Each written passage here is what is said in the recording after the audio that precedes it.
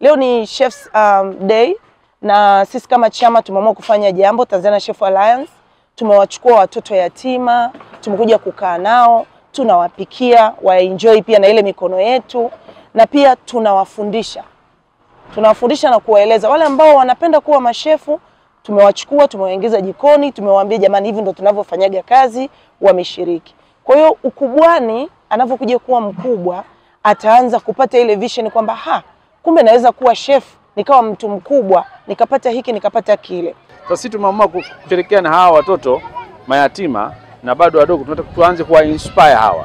Na hii tutafanya kila mwaka. Tutakuwa tuna celebrate na hawa watoto kila mwaka.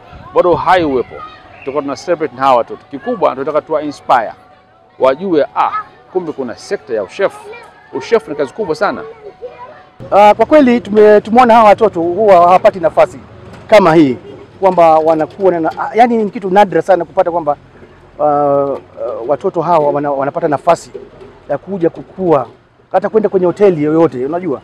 Kwa hivyo sisi kama mashef tumetoa nafasi yetu, tukasema itakuwa ni jambo nzuri sana tukichukua nafasi yetu na tuwapikia hawa watoto wafurahie na wajisikie kweli kama they are part of the society.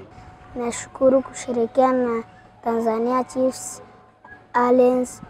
Asanteni kwa kutupa chakula, tumefurahia na tumesherehekea vizuri. Kazi ya upishi ni biashara kubwa sasa hivi duniani na inaleta mapato na faida kwa mtu mwenyewe binafsi au kwa biashara kubwa kubwa.